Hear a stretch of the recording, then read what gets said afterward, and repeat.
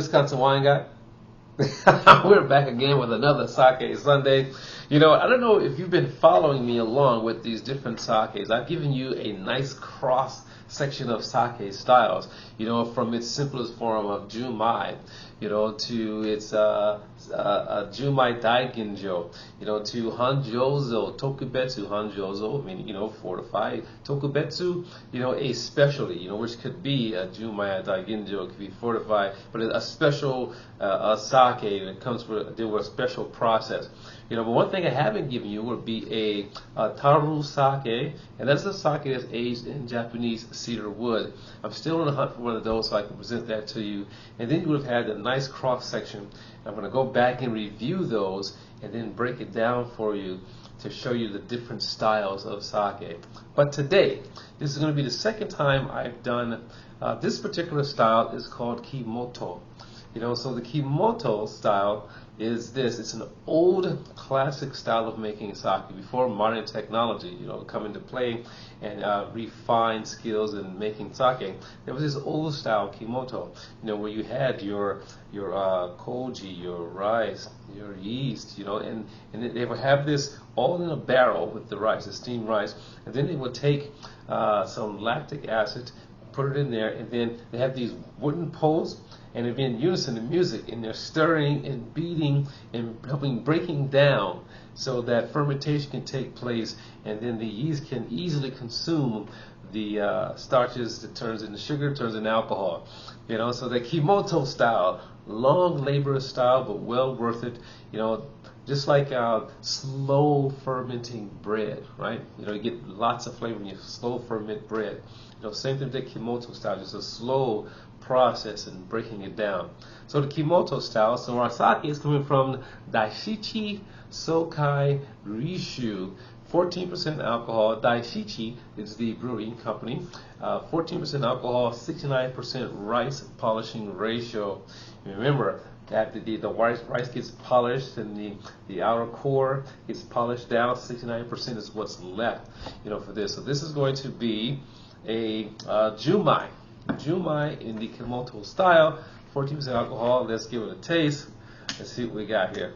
You know what I like a lot about, you know, the sake bottles is just the artistic look of the bottles. You know, I keep all the bottles, you know, of some of these bottles that I open. This is unlike the single serve. You know, you get about a couple of servings if you know who's drinking, maybe 2 or 3 servings out of this bottle. But the single serve would be smaller. But this is 300 ml, 300 milliliters. You know, and I just like the artistic look of the bottles, you know, and so I keep those, and I'm going to use those to go back and show you those different styles of sake. So let's get this open, give it a taste, and see what we got here. Now, here's a sake that can be served chilled, room temperature, and warm. Now, the reason being, in that Kimoto style, in chilled, it makes it fresh, light, and refreshing. In warm or room temperature, you know, you get more richness, you know, more fullness of flavor coming from the sake. Ooh, wow, that smells wonderful. Look at that color here. You know, clear with subtle yellow hues to it. You can even kind of see that in the bottle a little bit, right? You know, so kind of golden streams of light coming through. All right, now on the nose. Oh, definitely pick up the rice. Again, that slow, laborious Kimoto style, you know, gives you that richness on the nose. Wow. And to me, it goes into a little more tropical on the nose. You know, like pineapple. And I get a little bit of spice here too. There's subtle floral notes in the background. Give it a taste. All right, acidity. The same for me. Wine, sake, gotta have some acidity.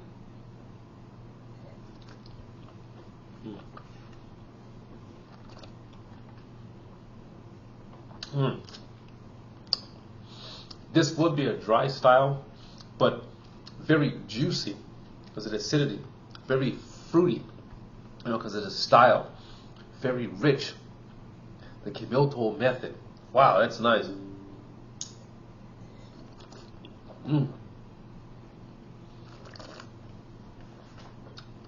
Now I'm going to let this a little bit just warm on my palate.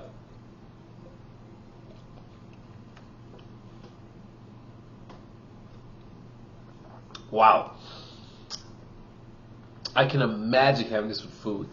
This is chilled right out of the refrigerator. You can see the frost on the bottle, which gives it a nice refreshing taste to it, but makes it even more fruitier tasting. I'm going to even pick up a little bit of banana for me on this. But warm, imagine, well, I can imagine, you probably can't because you're not tasting, but imagine how rich and full that's going to be if it's warm tasting. You know, then you pick up a little bit more of the alcohol. I can taste, or I get a little bit of the alcohol feel in this, you know, but it's not so overpowering that it just kills everything else. But again, a very nice sake. Again, gluten-free, vegan-friendly. Can't go wrong with that. So it's your Wisconsin wine guy. Until the next time, I got to see what I'm going to pair with this sake.